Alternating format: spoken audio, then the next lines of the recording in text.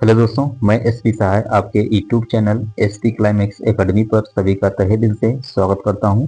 दोस्तों, अगर हमारे चैनल पर फर्स्ट टाइम विजिट करें तो चैनल को लाइक करिएगा, सब्सक्राइब करिएगा और अपने दोस्तों को शेयर जरूर कर दीजिएगा।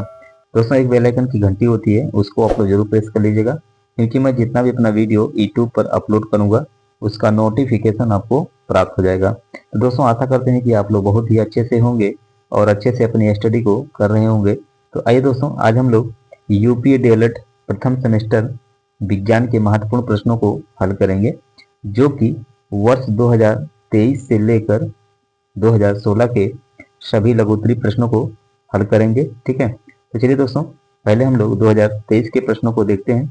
ठीक है, तो चलिए देरी न करते हम लोग प्रश्नों पर चलते हैं। चलिए दोस्तों, पहला प्रश्न आपके स्क्रीन पर कह रहे कि भोजन एकत्रीकरण हेतु तने में होने वाले रूपांतरण को उदाहरण सहित समझाइए। उत्तर में लिखिएगा दोस्तों कि विशिष्ट कार्यों को संपन्न करने के लिए तने रूपांतरित हो जाते हैं। तने में थोड़ी मात्रा में भोजन भी संचित रहता है। सामान्यतः तनों में भोजन संचय कायिक जनन बहुवर्षीयता प्राप्त करने हेतु आरोहण एवं सुरक्षा हेतु रूपांतरण होता है। भोजन एकत्रीकरण हेतु मूसला जड़ों में होने वाले रूपांतरण के प्रकार निम्न है दोस्तों। आइए उनको हम लोग देखते हैं। पहला आप लोग हरी बनाएगा मूसला जड़।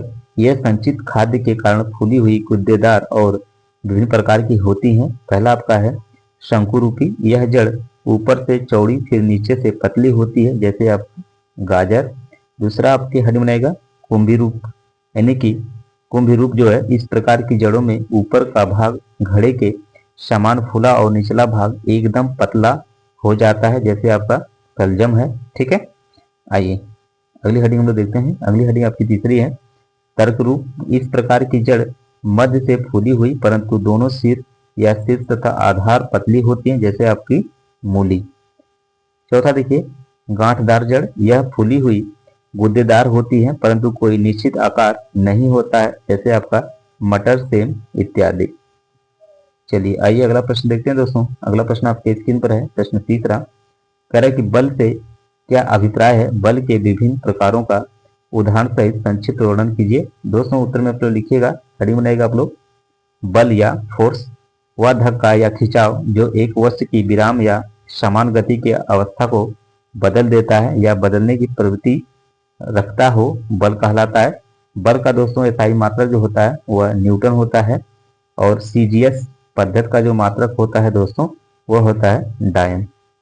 चलिए आगे देखिए दोस्तों, अगली हेडिंग आप लोग बनाएगा बल के प्रकार। तो बल कितने प्रकार के होते हैं दोस्तों? आइए उनको देखते हैं। बल तीन प्रकार के होते हैं। पहला आपका है पेशीय बल। यह बल मांसपेशियों की क्रिया के कारण उत्पन्न बल होता है। दूसरा आपका है घर्षण बल। घर्षण एक विघटनकारी बल है जो गति की दिशा के विपरीत कार्य करता है और वस्तु की गति के लिए प्रतिरोध प्रदान करता है। यह सतह के संपर्क का परिणाम है। आपका लास्ट वाला है सामान्य बल। यह एक बल है जो सतह के बीच संपर्क या परिणाम है। चूंकि यह बल विचाराधीन सतह पर लंबवत कार्य करता है, इसलिए इसे सामान्य बल कहते हैं, जैसे आपका है स्प्रिंग बल, वायु प्रतिरोध बल और आपका तनाव। ठीक है, आपका तनाव बल। चलिए हम लोग चलते हैं अगले प्रश्न पर। आइए अगला प्रश्न देखते हैं दोस्तों। अगला प्रश्न जो आपके स्क्रीन पर है, प्रश्न तीसरा। कह रहा है कि ठोस, द्रव या गैस की आणविक संरचना का सचित्र वर्णन करना आपको है। तो आप लोग हेडिंग बनाएगा ठोस अवस्था। ऐसे पदार्थ जिनका आयतन तथा आकृतियां निश्चित होती हैं उनको ठोस पदार्थ कहते हैं, जैसे आपका लोहा हुआ, तांबा हुआ, पत्थर हुआ, बर्फ हुआ। ठीक है, ये सब क्या है दोस्तों? आपके ठोस पदार्थ हैं।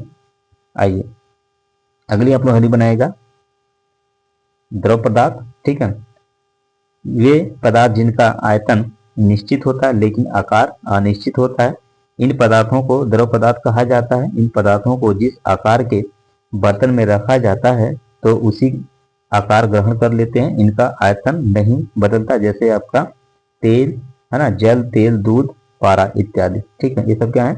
ये सब दोस्तों आपके द्रव पदार्थ हैं। चलिए अगला देखिए, लास्ट आपका है गैस। ठीक है, गैस क्या है दोस्तों? ये पदार्थ जिनके आयतन एवं आकार दोनों अनिश्चित होते हैं। ठीक है, इनके क्या है? इनके आयतन और आकार दोनों अनिश्चित होते हैं। इन पदार्थों को गैसीय अवस्था कहा जाता है। ये जिन बर्तन में यह क्या है, जिन बर्तन में रखे जाते हैं उन्हीं का आयतन एवं आकृति ग्रहण कर लेते हैं। जैसे आपका है नाइट्रोजन, हाइड्रोजन, वायु और आदि। ठीक है, ये सब क्या है आपके गैस हैं। ठीक, आइए हम लोग आगे चलते हैं दोस्तों। ये दोस्तों ये है आपका स्ट्रक्चर। देखिए इसमें क्या है, इसमें आपका ठोस वस्तु रखा गया, ये है आपका, इसमें द्रव है, इसमें आपका गैस है। ठीक, चलिए चलते हम लोग अगले प्रश्न पर। चलिए अगला प्रश्न आपके स्क्रीन पर प्रश्न 4 बेलन की लंबाई तथा वृत्त के व्यास का मापन किस यंत्र से किया जाता है ना, उसका नाम बताना आपको है और उस यंत्र का अल्पतमांक निकालना। ठीक है, उत्तर लिखिएगा कि बेलन की लंबाई वार्नियर कैलिपर से मापी जाती है और वृत्त के व्यास के लिए वर्टिका का उपयोग किया जाता है। इसका वर्टिका का उपयोग किया जाता है। अल्पतमांक वह लघुत्तम मान है जिसे कोई यंत्र सही माप सकता है या न्यूनतम मान है जिसे यंत्र द्वारा मापा जा सकता है। वार्नियर कैलिपर का अल्पतमांक जो होता है दोस्तों वह होता है 0.01। ठीक है, 0.01 सेमी होता है। देखिए दोस्तों ये है आपका क्या है, आपका वार्नियर कैलिपर्स है। ठीक है, चलिए आगे हम चलते हैं अगले प्रश्न पर। अगला प्रश्न दोस्तों आपके स्क्रीन पर है प्रश्न 5। दोस्तों अगर हमारे चैनल पर फर्स्ट टाइम विजिट करें तो चैनल को लाइक करिए, सब्सक्राइब करिएगा और अपने दोस्तों को शेयर जरूर कर दीजिएगा। तो आइए दोस्तों प्रश्न को देखते हैं। कह रहे कि वाष्पन और क्वथन में अंतर बताइए। तो दोस्तों हेडिंग बनेगा वाष्पन। ठीक है, सामान्य तापमान पर द्रव के भाप या वाष्प बनकर उड़ जाने की क्रिया को वाष्पन कहते हैं। इस प्रकार वाष्पन की क्रिया प्राकृतिक तौर पर हमेशा होती रहती है। इसमें द्रव की ऊपरी सतह वाष्प में धीरे धीरे क्या करती है, बदलती रहती है। समझ गए। चलिए अगली आप लोग हेडिंग बनेगा क्वथन। जब किसी द्रव का तापमान बढ़ाते हैं तो एक निश्चित तापमान पर द्रव उबलने लगता है। द्रव के इस उबलन की क्रिया को क्वथन कहते हैं। क्वथन की प्रक्रिया के समय द्रव का वाष्प दाब वायुमंडल दाब के बराबर हो जाता है। जैसे वाष्पन एक प्राकृतिक क्रिया है और निरंतर होता रहता है, वही क्वथन की क्रिया के लिए एक निर्धारित ताप की आवश्यकता होती है। दूसरा आपका है कि वाष्पन की क्रिया धीरे धीरे होती है परंतु क्वथन तीव्र गति से होता है। तीसरा आपका कि वाष्पन पर वायु की आर्द्रता का प्रभाव पड़ता है, वही क्वथन पर वायु के आर्द्रता का प्रभाव नहीं पड़ता है। समझ गए। तो चलिए हम लोग चलते हैं अगले प्रश्न पर। आइए अगला प्रश्न देखते हैं दोस्तों। अगला प्रश्न आपकी स्क्रीन पर प्रश्न 6 कह रहा है कि ऊर्जा के नवीकरणीय तथा अनवीकरणीय स्रोतों से आप क्या समझते हैं। उत्तर में लिखिएगा, एक हेडिंग बनाएगा आप लोग दोस्तों। नवीकरणीय ऊर्जा संसाधन वे संसाधन जो एक बार लगातार उपयोग होने पर पुनः या स्वतः उत्पन्न हो जाते हैं उन्हें नवीकरणीय ऊर्जा संसाधन कहलाते हैं। ठीक है, उदाहरण जैसे आपका है कि वायु, सौर ऊर्जा, जल और वन, ये क्या है दोस्तों, ये सब आपके नवीकरणीय संसाधन है। चलिए अगला हम लोग देखते हैं हेडिंग। आपकी अगली हेडिंग रहेगी दोस्तों अनवीकरणीय ऊर्जा संसाधन वे संसाधन जो एक बार समाप्त हो जाने पर पुनः जल्दी उत्पन्न नहीं होते हैं उन्हें हम क्या कहेंगे, अनवीकरणीय ऊर्जा संसाधन कहेंगे दोस्तों। जैसे आपका कोयला और पेट्रोलियम। ठीक है, आइए अगला प्रश्न हम लोग देखते हैं। अगला प्रश्न आपके स्क्रीन पर प्रश्न 7 कह रहा है कि पोषण के आधार पर पादप और जंतु में अंतर समझाइए। तो जंतु को देखिए दोस्तों, पहला आप लोग हेडिंग बनेगा जंतु। क्या बनेगा, जंतु। आइए इसके बारे में देखते हैं। पहला आपका है कि जंतु एक स्थान से दूसरे स्थान तक भ्रमण करते हैं। दूसरा आपका है कि यह पौधों तथा जंतुओं से अपना भोजन प्राप्त करते हैं। तीसरा आपका है कि इनकी वृद्धि कुछ विशेष आयु के पश्चात रुक जाती है। चौथा आपका है कि इनमें पर्णहरित नहीं होता है। पांचवा आपका है कि इसमें कोशिका भित्ति नहीं होती है। समझ गए। आइए अब हम लोग देखते हैं दोस्तों पौधे के बारे में। ठीक है, पौधा आप लोग हरी बनाएगा पौधे। ठीक है, इसमें लिखिएगा कि एक स्थान पर स्थिर रहते हैं। दूसरा आपका है कि यह सूर्य के प्रकाश में प्रकाश संश्लेषण द्वारा अपना भोजन स्वयं तैयार करते हैं। तीसरा आपका है कि इनमें अनिश्चित तथा लगातार वृद्धि होती है। चौथा आपका है कि इनमें पर्णहरित होता है। पांचवा आपका है कि इनकी कोशिका भित्ति सेलुलोज की बनी होती है। आइए हम लोग चलते हैं अगले प्रश्न पर दोस्तों। अगला प्रश्न, अब हम लोग आ गए दोस्तों वर्ष 2022 में। सभी लोग 2022 के प्रश्नों को देखेंगे, ठीक है। तो सभी लोग इस सेशन को शेयर भी कर दीजिए, ठीक है। जितने लोग देख रहे हैं सभी लोग सेशन को शेयर करो। चलिए प्रश्न को देखिए। प्रश्न आपके स्क्रीन पर है। प्रश्न 8, पदार्थों के पृथक्करण से आप क्या समझते हैं?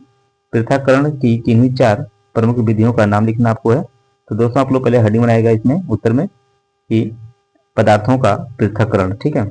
इसके अंतर्गत आप लोग लिखिएगा कि पदार्थों के मिश्रण में एक से एक पदार्थ को दूसरे से पृथक करना। पृथक मतलब दोस्तों होता है अलग करना, समझ गए। करना ही पदार्थों का पृथक्करण कहलाता है। पृथक्करण के निम्न 4 विधियां हैं। पहला आप लोग हेडिंग बनाएगा हस्तचयन, यानी हाथ के द्वारा। इस विधि में अनाज से पत्थर, भूसे आदि के कणों को हाथ से चुनकर क्या किया जाता है? अलग किया जाता है, ठीक है। जो गांव के होंगे वो किए होंगे दोस्तों, वो जानते होंगे। दूसरा आपका है थ्रेसिंग, या डंडियों से अन्य कणों को अलग करने की प्रक्रिया। इसमें डंडों से पीट कर, ठीक है, डंडे से क्या करते हैं लोग? पीट कर या थ्रेसर मशीन द्वारा अन्य कणों को पृथक किया जाता है। यानी कि जितने भी अन्य कण होते हैं, फालतू जो कण होते हैं, उनको क्या किया जाता है? अपने अन्य से उसको अलग किया जाता है, समझ रहे हैं। तीसरा आपकी हेडिंग है फटकना। आप देखते होंगे गांव में कि फटकने से केवल हल्के अवयव की दूर होते हैं, ठीक है। उदाहरण जैसे आपका गेहूं को सूप से फटका जाता है। सूप के द्वारा गेहूं को फटकने से हल्का भूसा सूप से बाहर गिरता है। चौथा आपका है कि चालन। आप देखते होंगे कि चलनी से आप लोग क्या करते हैं? आटा को चालते हैं ना, वही कह रहा है। इस विधि में छोटे कण तो चलनी के छिद्रों से निकल जाते हैं, जबकि बड़ी अशुद्धियां चलनी में क्या हो जाती दोस्तों? रह जाती हैं, ठीक है। आइए अगला प्रश्न लोग देखते हैं। अगला जो प्रश्न दोस्तों आपके स्क्रीन पर, प्रश्न 9, तरह की भोजन एकत्रीकरण हेतु मूसला जड़ों में होने वाले रूपांतरण के प्रकारों को उदाहरण से बताइए।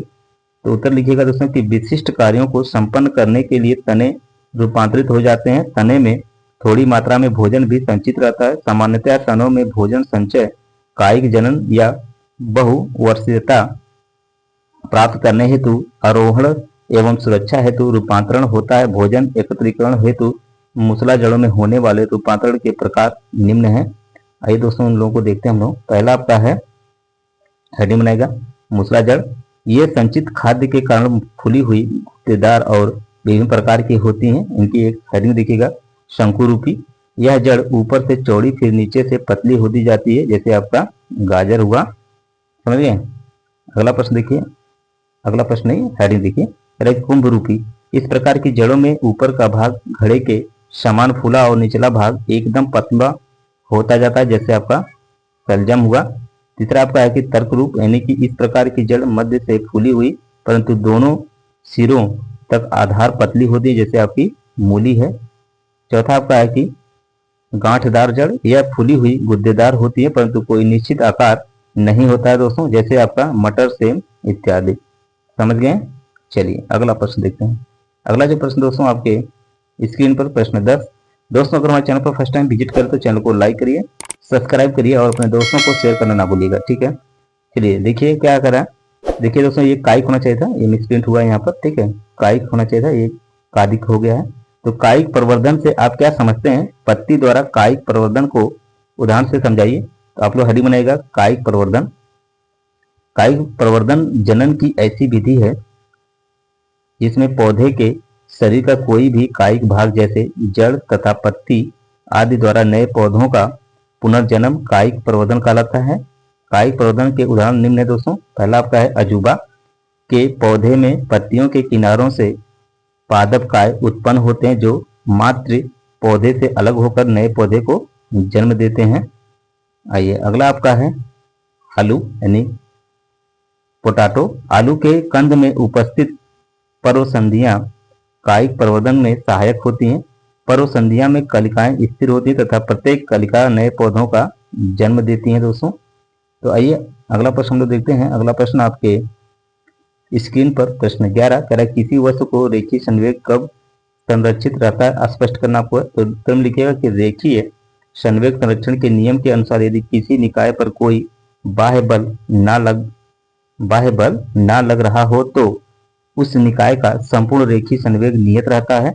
माना किसी निकाय बराबर होता है, यह बल बराबर ट्रायंगल टी समांतराल पर लगाया जाता है, जो तो उसके संवेग में परिवर्तन ट्रेंगल पी हो जाता है। न्यूटन गति के द्वितीय नियम के अनुसार F बराबर ट्रेंगल पी बटे में ट्रेंगल टी। यदि बाह्य बल लगाया जाए तो F बराबर 0 हो तो ट्रेंगल पी बटे ट्रेंगल टी बराबर 0। यदि ट्रेंगल पी बराबर 0 तो पी का एक क्या होगा, एक नियतांक होगा। समझे। चलिए आइए हम लोग दोस्तों अगला प्रश्न देखते हैं। अगला प्रश्न दोस्तों आपके स्क्रीन पर है। प्रश्न 12 कह रहा है कि तत्व तथा यौगिक में अंतर लिखना आपको है। ठीक है, तो आइए हम लोग एकदम बेहतरीन तरीके से उसको देखते हैं। चलिए दोस्तों, आप लोग एक साइड लिखिएगा तत्व, दूसरे साइड रहेगा यौगिक। ठीक है, आप लोग तत्व को पहले देखिए। कह रहा है कि तत्व एक ही प्रकार के परमाणु से बने होते हैं, वहीं यौगिक विभिन्न तत्वों के परमाणुओं से बने होते हैं दोस्तों। दूसरा आपका कि तत्व को विभाजित कर कोई नया तत्व प्राप्त नहीं किया जा सकता, वहीं यौगिक को विभाजित कर नया तत्व प्राप्त किया जा सकता है। चलिए आगे। तीसरा आपका है तत्वों के सूक्ष्म कण के उनके परमाणु होते हैं, यौगिक के सूक्ष्मतम कण उनके अणु होते हैं। चौथा आपका है कि अभी तक ज्ञात तत्वों की संख्या 119 है, यौगिक लाखों की संख्या में उपलब्ध है। पांचवा आपका है कि अधिकांश तत्व प्राकृतिक रूप में पाए जाते हैं, यौगिक में कह कि प्राकृतिक में सभी पाए जाते हैं तथा अनेक यौगिक प्रयोगशाला में भी बनाए जाते हैं। चलिए दोस्तों अगला प्रश्न आपके स्क्रीन पर प्रश्न 13 कह रहा है कि दोलन तथा कंपन गति में उदाहरण सहित अंतर स्पष्ट कीजिए। आप लोग हेडिंग बनाएगा दोलन गति।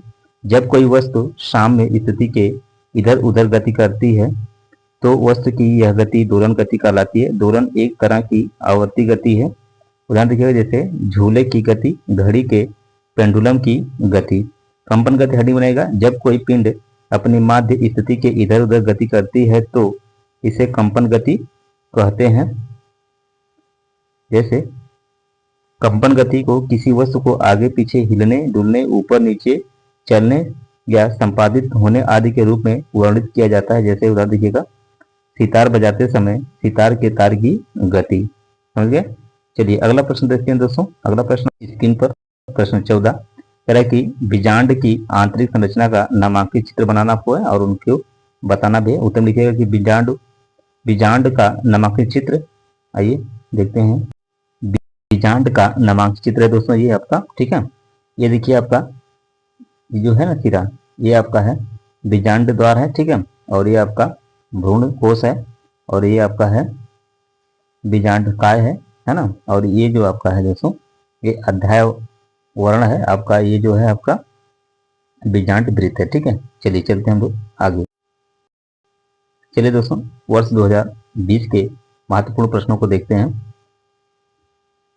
जितने लोग इसमें लाइव जुड़े हैं सभी लोग सेशन को शेयर जरूर कर दीजिएगा। तो देखिए प्रश्न 15 आपके स्क्रीन पर। दोस्तों अगर चैनल पर फर्स्ट टाइम विजिट करें तो चैनल को लाइक करिएगा, सब्सक्राइब करिएगा और अपने दोस्तों को शेयर जरूर कर दीजिएगा।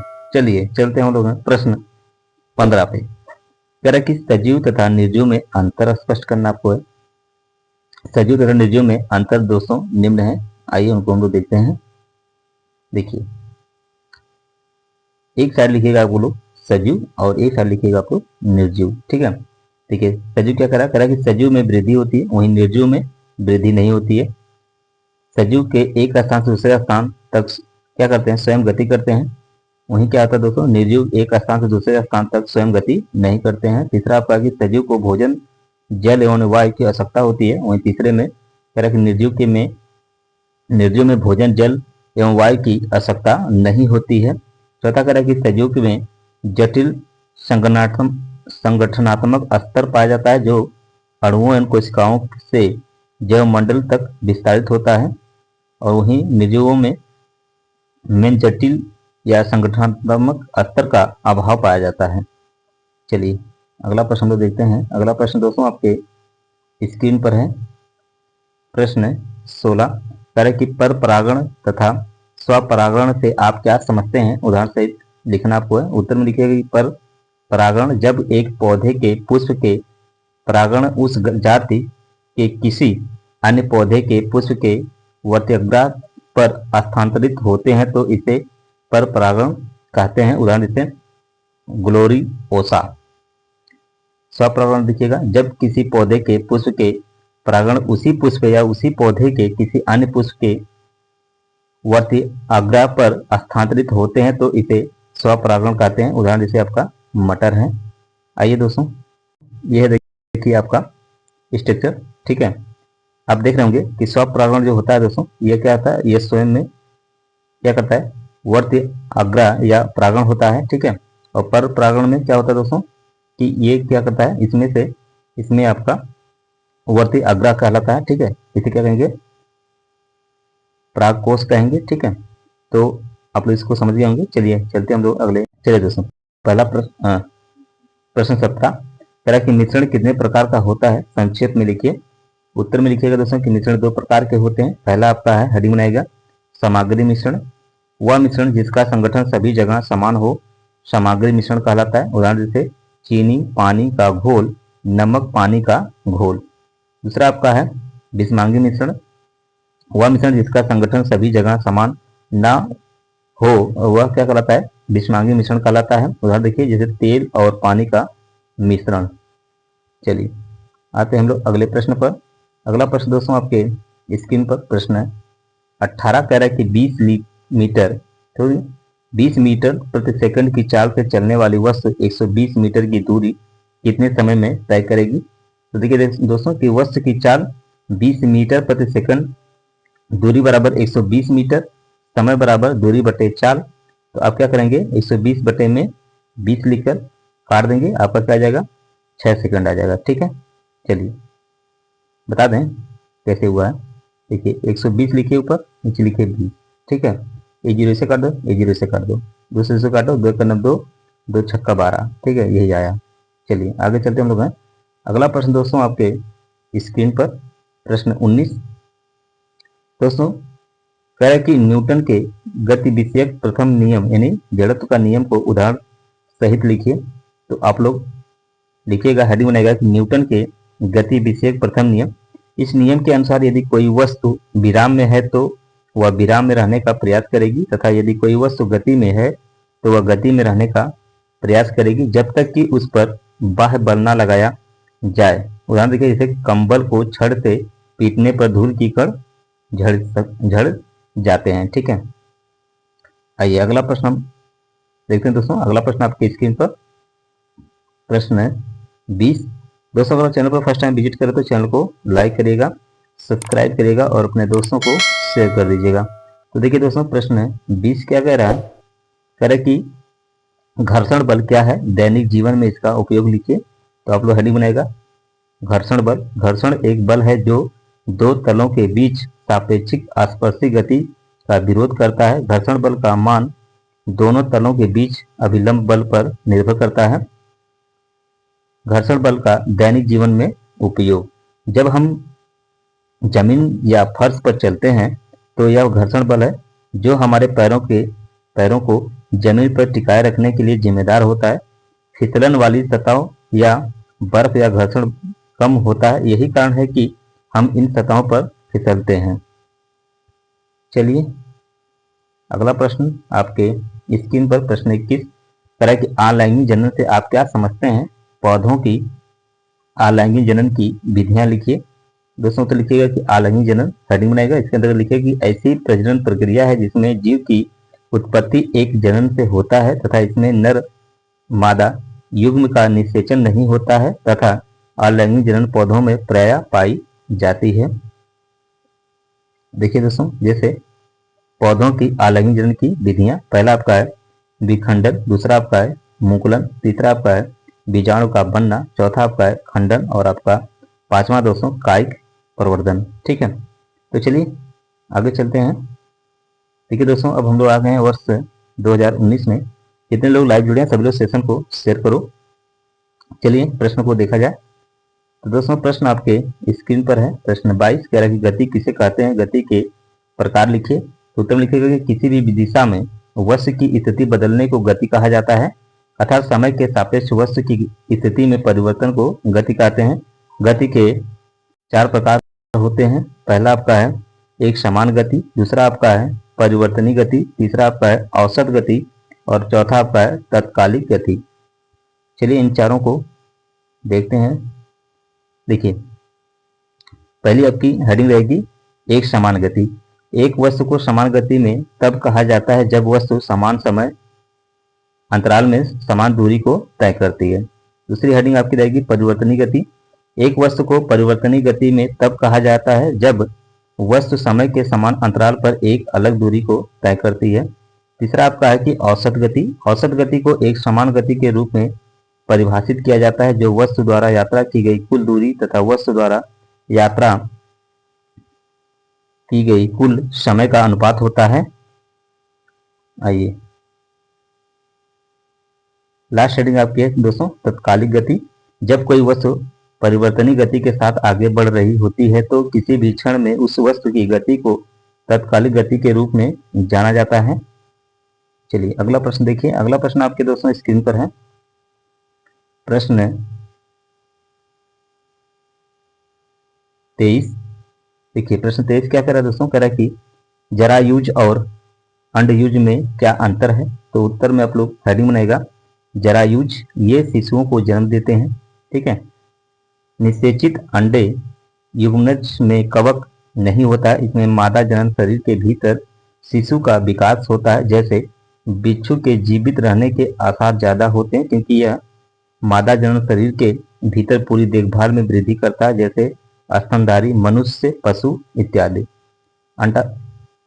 अंडयुज दोस्तों जो होता है जो अंडा देते हैं ये निषेचित या अनिषेचित अंडे देते हैं। इनके अंडे कैल्शियम युक्त कवच से ढके होते हैं। शिशु के जीवित रहने के आसार कम होते हैं क्योंकि मादा शरीर के बाहर अंडे देती हैं, वहां युग्मनज का विकास होता है, जैसे सरीसृप, पक्षी आदि। चलिए अगला प्रश्न आपके स्क्रीन पर प्रश्न 24 तरह के मरुस्थलीय पौधों की पत्तियां प्रायः नुकीली क्यों होती हैं? इन पौधों की मुख्य विशेषताएं क्या है दोस्तों? उत्तर में लिखिएगा कि मरुस्थलीय पौधों की पत्तियां प्रायः नुकीली या कांटेदार होती हैं क्योंकि इनकी जड़ों की यह विशेषता होती है कि वे पौधों के लिए जल भरण का कार्य करती हैं। यही कारण है कि मरुस्थलीय क्षेत्र में जल का स्तर अत्यधिक नीचे होने के कारण जल की खोज काफी नीचे तक पहुंच जाती है। मरुस्थलीय क्षेत्र में वार्षिक वर्षा लगभग नगण्य होने के कारण जल का स्तर बहुत नीचे रहता है,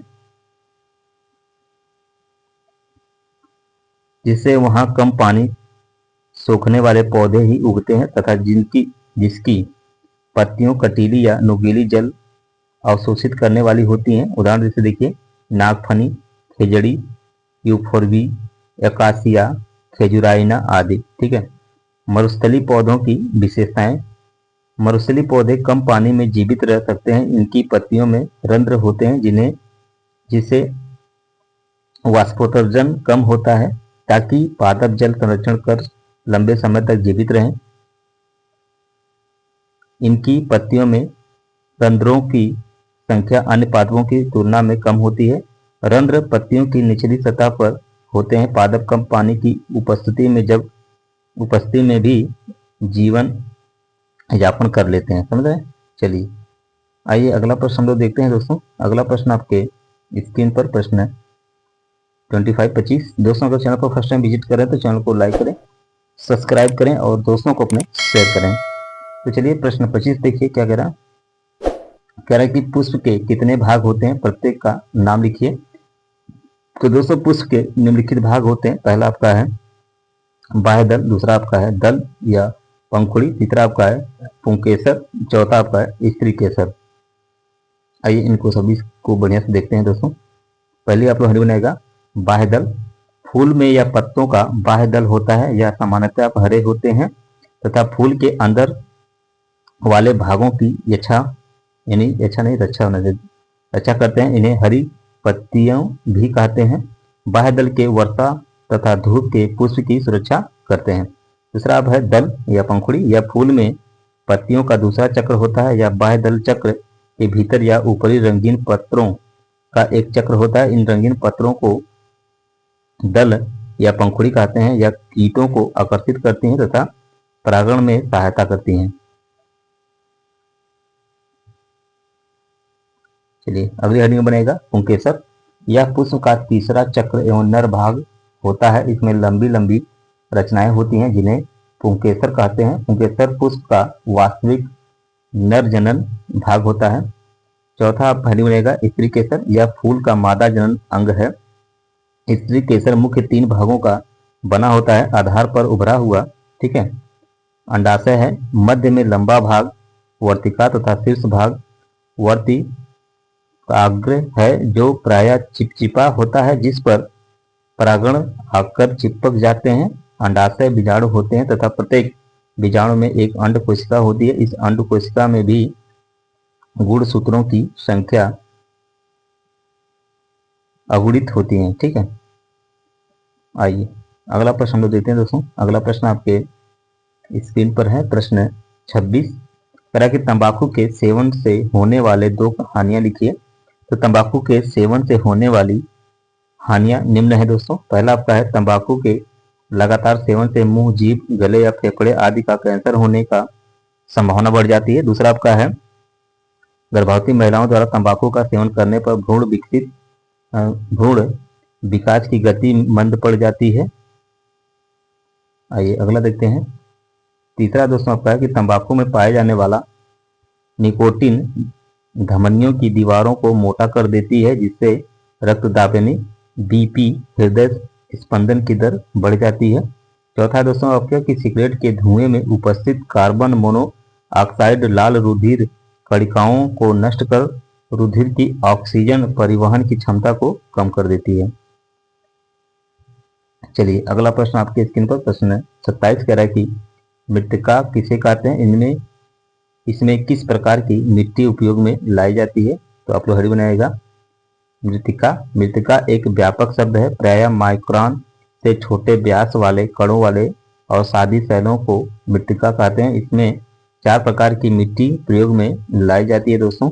कौन कौन सी? पहला आपका है जलोढ़ मिट्टी, दूसरा आपका है लाल मिट्टी, तीसरा आपका है काली मिट्टी, चौथा आपका है लैटराइट मिट्टी। चलिए आते हैं हम लोग अगले प्रश्न पर। अगला प्रश्न आपके स्क्रीन पर प्रश्न 28 करा कि पर परागण के 2 लाभ लिखिए। तो आप लोग लिखिएगा कि पर परागण के लाभ निम्न है। पहला आपका है पर परागण से नई जातियां उत्पन्न होती हैं। दूसरा आपका है कि पर परागण से उत्पन्न बीजों से बने पौधे मजबूत तथा स्वस्थ होते हैं। तीसरा आपका है पर परागण से बीज अधिक संख्या में बनते हैं। और आपका चौथा है कि पर परागण से फल अधिक संख्या में बनते हैं। दोस्तों ये था प्रश्न 28 का आंसर।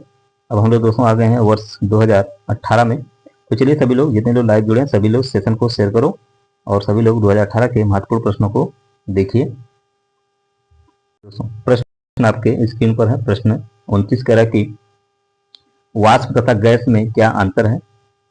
गैस एवं वाष्प में अंतर। हेडिंग बनेगा गैस का निर्माण प्रायः किसी रासायनिक क्रिया द्वारा होता है। दूसरा आपका कि सभी गैसें प्रायः बॉयल एवं चार्ल्स के नियमों का पालन करती है। तीसरा आपका कि गैसों का ताप क्रांतिक ताप से अधिक होता है। अगली आप बनाएगा वाष्प किसी द्रव का वायु रूप है जो उस द्रव को गर्म करने पर प्राप्त होता है। दूसरा आपका है कि वाष्प वाडरवाल के नियम का पालन करता है। आपका तीसरा दोस्तों कि वाष्प का ताप क्रांतिक ताप के बराबर या कम होता है। चलिए दोस्तों हम लोग चलते हैं अगले प्रश्न पर। चलिए अगला प्रश्न आपके स्क्रीन पर प्रश्न 30। दोस्तों अगर हमारे चैनल पर फर्स्ट टाइम विजिट करें तो चैनल को लाइक करिए, सब्सक्राइब करिएगा और अपने दोस्तों को शेयर कर दीजिएगा। तो प्रश्न 30 देखिए क्या करा कि मुकुलन से क्या आता है, उदाहरण सहित स्पष्ट कीजिए। तो आप लोग हरी बनेगा मुकुलन किसी जीव के शरीर के बाहरी सतह की समसूत्री विभाजन से एक उभार बनता है जिसे मुकुलन कहते हैं। मुकुलन निर्माण द्वारा अलैंगिक जनन की विधि मुकुलन कहलाती है। मुकुलन विकसित होकर एक पूर्ण जीव बनाता है। मुकुलन की प्रक्रिया बहुकोषीय होती है। क्या होती है दोस्तों? बहुकोषीय जीवों में होती है। उदाहरण देखिएगा एस्टिक, हाइड्रा आदि। ठीक है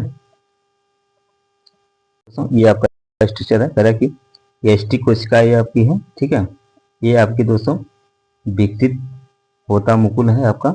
ठीक है, और ये आपका नवीन मुकुल है, समझ रहे हैं। और ये आपका ये मुकुल की श्रृंखला है। ठीक है, चलिए चलते हम लोग आगे। चलिए दोस्तों पहला प्रश्न आपके 31 आपके स्क्रीन पर है कि सरल एवं संयुक्त पत्ती में अंतर स्पष्ट करना आपको है। तो सरल एवं संयुक्त पत्ती में अंतर आप एक साइड लिखेगा सरल पत्ती और दूसरे साइड लिखेगा संयुक्त पत्ती। ठीक है, देखिए सरल में क्या करा कि इनमें केवल एक पर्णफलक होता है।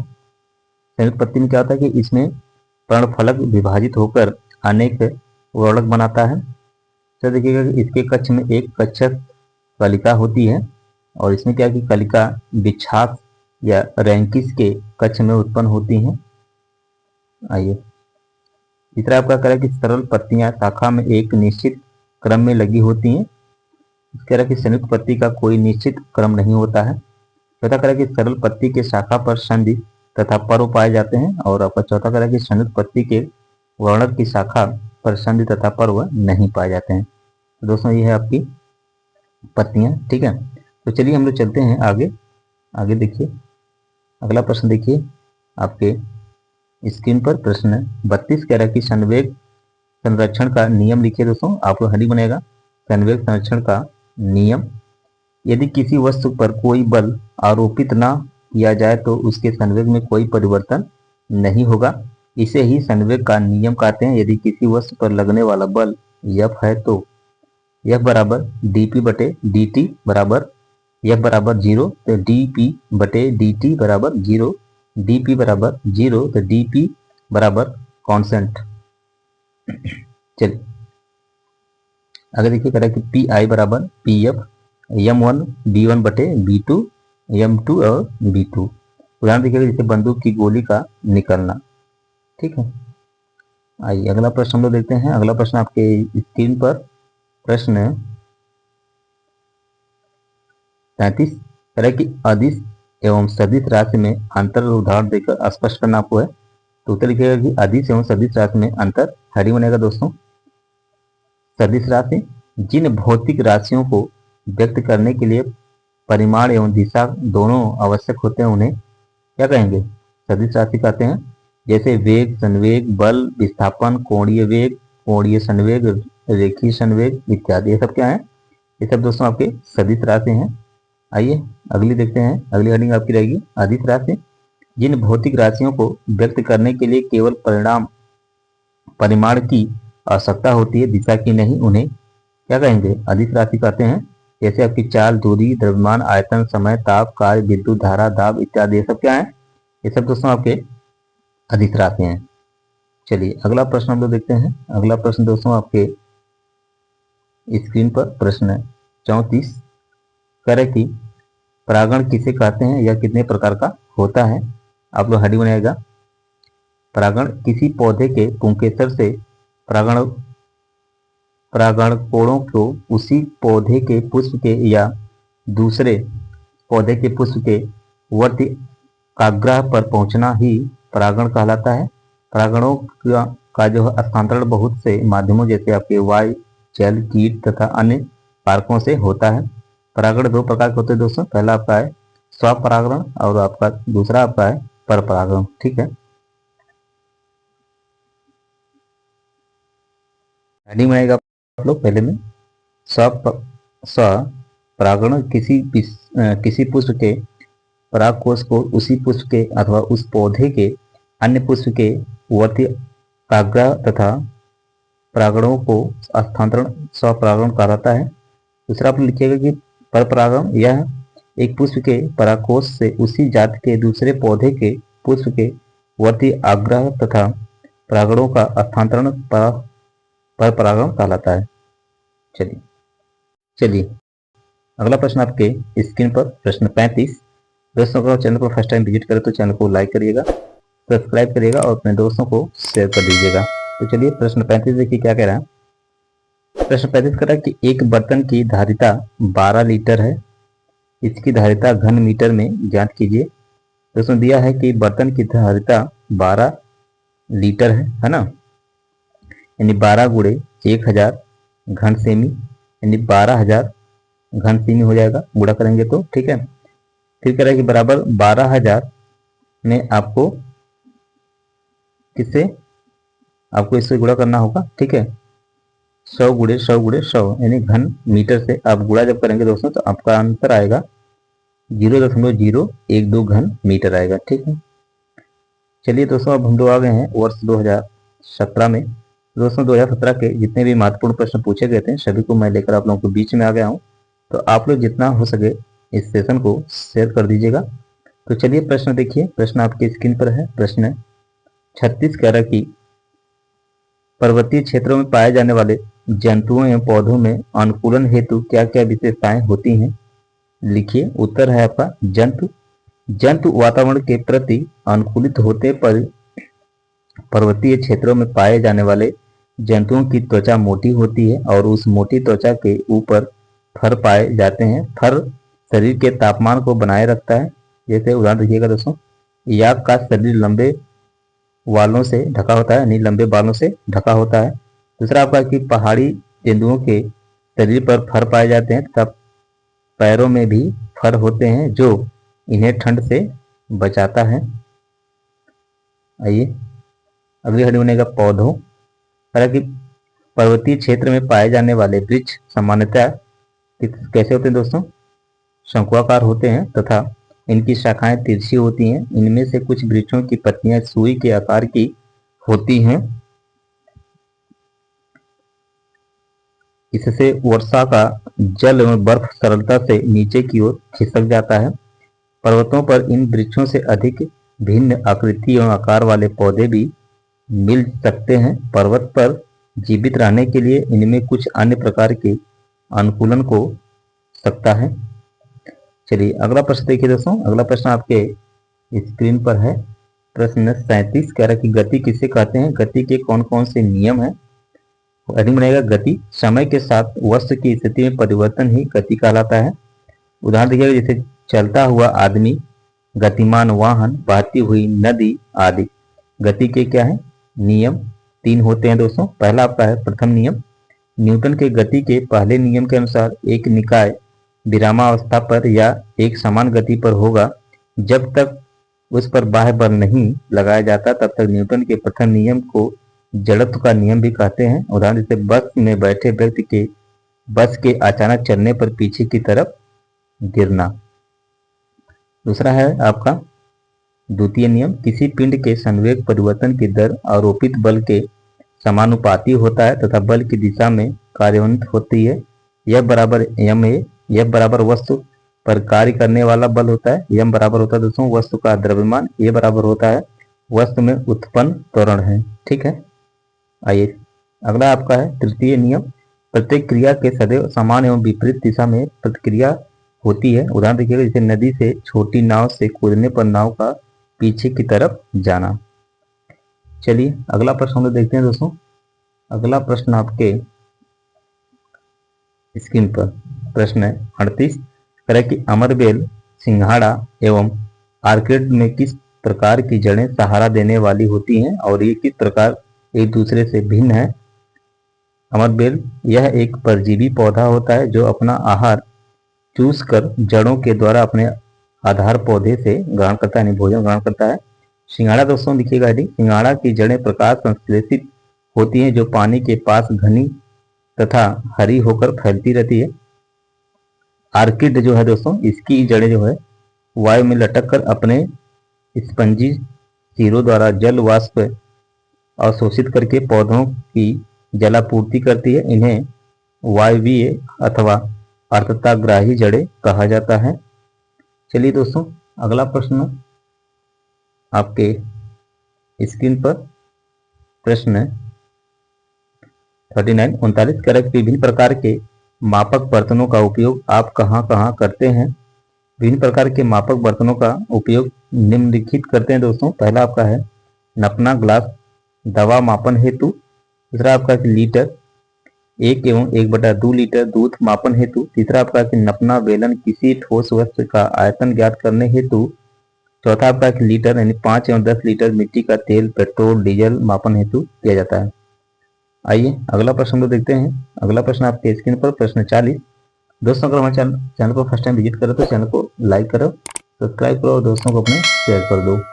चलिए प्रश्न 40 देखिए क्या करा कि ठोस द्रव एवं गैस के आणविक संरचना का चरित्र वर्णन कीजिए। तो आप लोग हरी बनेगा ठोस। ऐसे पदार्थ जिनका आयतन तथा आकृति निश्चित होता है उनको ठोस पदार्थ कहते हैं, जैसे आपका लोहा, तांबा, पत्थर आदि। ठीक है, ये क्या है? ये सब ठोस हैं। द्रव हेडिंग बनेगा ये पदार्थ जिनका आयतन निश्चित होता है लेकिन आकार अनिश्चित होता है, उन पदार्थों को द्रव कहलाता है। क्या कहलाएगा? द्रव पदार्थ कहा जाता है।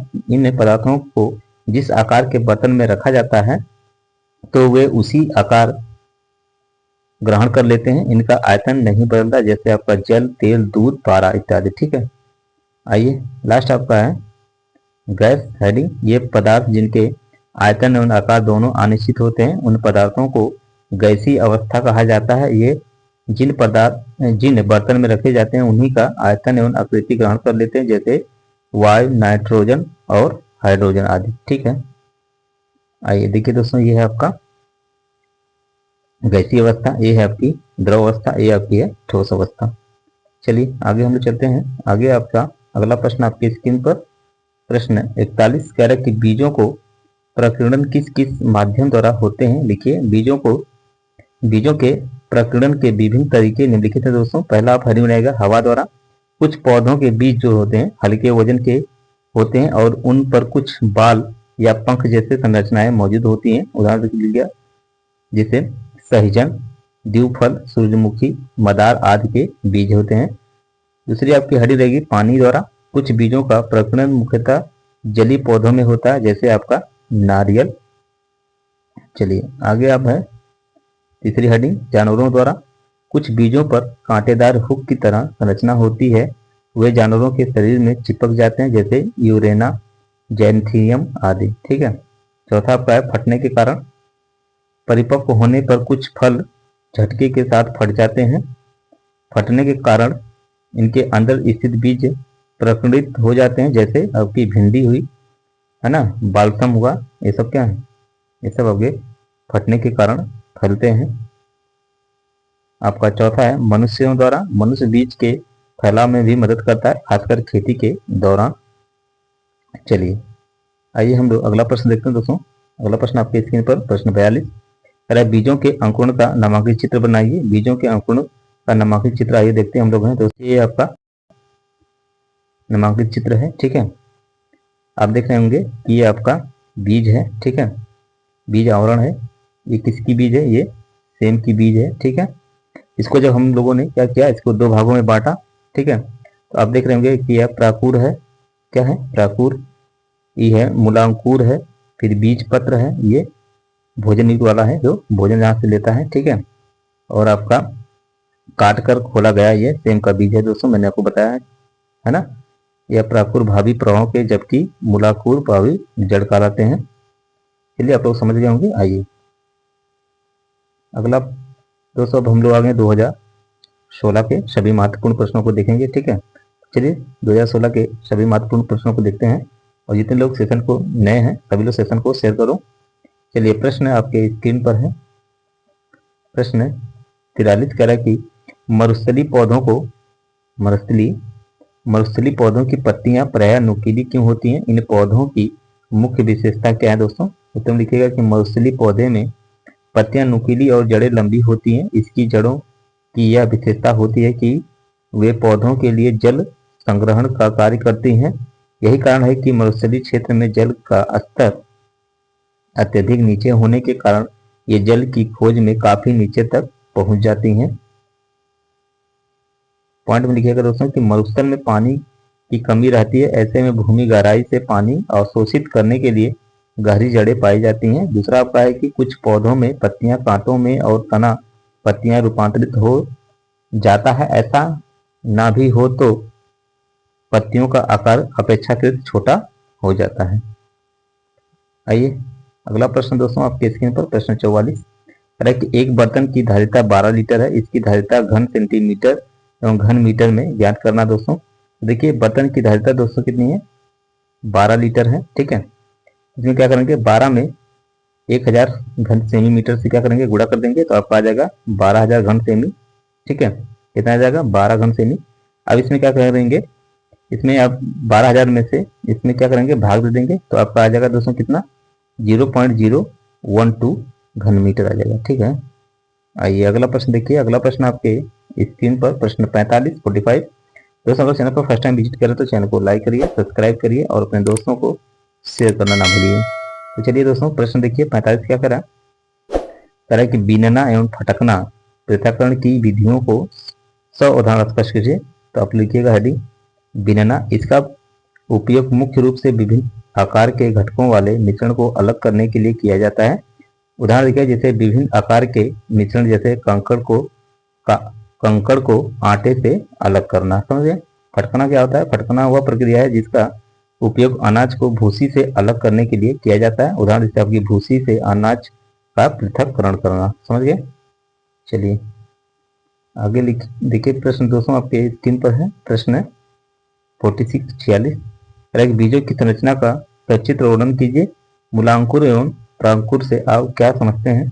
बीजों की संरचना का सचित्र वर्णन है दोस्तों।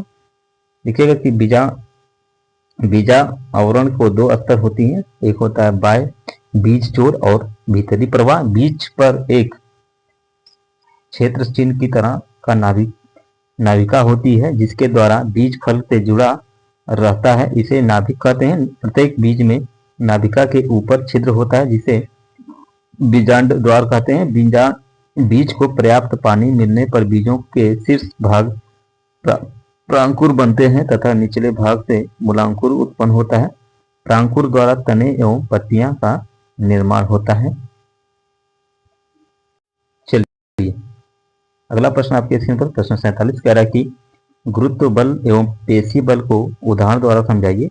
आप लोग हेडिंग बनाएगा दोस्तों गुरुत्व बल वह है जो वस्तुओं को पृथ्वी के केंद्र की ओर गिरने का कारण बनता है। किसी वस्तु पर पृथ्वी के गुरुत्वाकर्षण बल को प्रायः उस वस्तु पर पृथ्वी का गुरुत्व बल कहा जाता है दोस्तों। उदाहरण देखिएगा, पृथ्वी सूर्य के चारों ओर, चंद्रमा पृथ्वी के चारों ओर गुरुत्वाकर्षण बल के कारण ही घूमता है। पेशी बल दोस्तों वह बल जो मांसपेशियों की क्रिया के कारण मांसपेशियों के विस्तार और संकुचन के कारण उत्पन्न होता है। खींचने, उठाने, धक्का देने और दौड़ने के लिए पेशी बल की आवश्यकता होती है, जैसे चलना, दौड़ना, कूदना। ये सब क्या है? ये पेशी बल के उदाहरण है दोस्तों। चलिए आगे देखिए अगला प्रश्न आपके स्क्रीन पर प्रश्न 48 कह रहा है कि बीजों का प्रकीर्णन किसे कहते हैं? किन किन विधियों द्वारा बीजों का प्रकीर्णन होता है दोस्तों? तो उत्तर में लिखिएगा कि बीजों का प्रकीर्णन सभी बीज देने वाले पौधों में एक अंकुली तंत्र है जो कुछ बीजों के अंकुरण और वयस्क पौधों तथा जीवित रहने को सुनिश्चित करने के लिए अपने मूल पौधे से दूर बीजों की आवाजाही या परिवहन में भाग लेता है। बीजों के प्रकीर्णन की विभिन्न विधियां का वर्णन करिए दोस्तों। आइए पहला आपका है हवा द्वारा फैलाव। कुछ पौधों के बीज जो होते हैं दोस्तों वो पंख युक्त, हल्के और बाल जैसी संरचनाएं युक्त बीज पवन द्वारा उठाकर दूर तक फैल जाते हैं। दूसरा आपका पानी से फैलाव कुछ जलीय पौधों में होता है, कुछ भी जो एक जल निकाय के पास बढ़ता है। तीसरा आपका कि जानवरों द्वारा फैलाव होता है। चौथा है मनुष्यों के द्वारा। तो चलिए आते हैं हम लोग अगले। चलिए दोस्तों प्रश्न आपके स्क्रीन पर प्रश्न 49 दोस्तों ये सेशन का लास्ट क्वेश्चन है। सभी लोग सेशन को शेयर करो, ठीक है। और जितने लोग नए हैं सभी लोग सेशन को लाइक करो, सब्सक्राइब करो और अपने दोस्तों को शेयर कर दो, ठीक है। तो चलिए प्रश्न 49 देखिए क्या कह रहा है कि पुष्प के कितने भाग होते हैं? इनके भागों का चित्र बनाकर एक कार्य संक्षिप्त में बताना हुआ है। पुष्प के विभिन्न भाग देख लीजिए दोस्तों। पहला आपका है दल या पंखुड़ी या फूल में पत्तियों का दूसरा चक्र होता है। यह सामान्यतः रंगीन होते हैं और इन्हें रंगदार पत्तियां कहते हैं। इनके कारण फूल विभिन्न रंगों के होते हैं। यह कीटों को आकर्षित करती हैं या प्रांगण में सहायता करती हैं। पुंकेसर दोस्तों यह फूल का नर जनन भाग होता है। इनकी प्रत्येक इकाई को स्टेमन कहते हैं। इसके 2 मुख्य भाग होते हैं, एक होता है परागकोश, दूसरा होता है तंतु। परागकोश में परागण उपस्थित होते हैं जो कि अंकुर होकर नर युग्म उत्पन्न करते हैं। स्त्री केसर में यह फूल का मादा जनन अंग होता है। इसकी प्रत्येक इकाई को कार्पल कहते हैं। फूल का सबसे अंदर वाला भाग होता है। इसके निम्नलिखित 3 भाग होते हैं। कौन कौन से? यह है आपके वर्तिकाग्र, यह कार्पल का सबसे ऊपर वाला फूला हुआ भाग होता है। इसके चिपचिपा होने के कारण परागण इस पर चिपक जाते हैं। दूसरा आपका कि अंडाशय, यह कार्पल का सबसे नीचे वाला फूला हुआ भाग होता है। इसमें बीजांड उपस्थित होते हैं। निषेचन के बाद यह फल में तथा बीजांड बीजों में विकसित होते हैं। चलिए दोस्तों, अब हमारा यहीं पर सेक्शन समाप्त होता है। सभी को मेरी तरफ से जय हिंद, जय भारत। Thank for watching. सभी को गुड नाइट।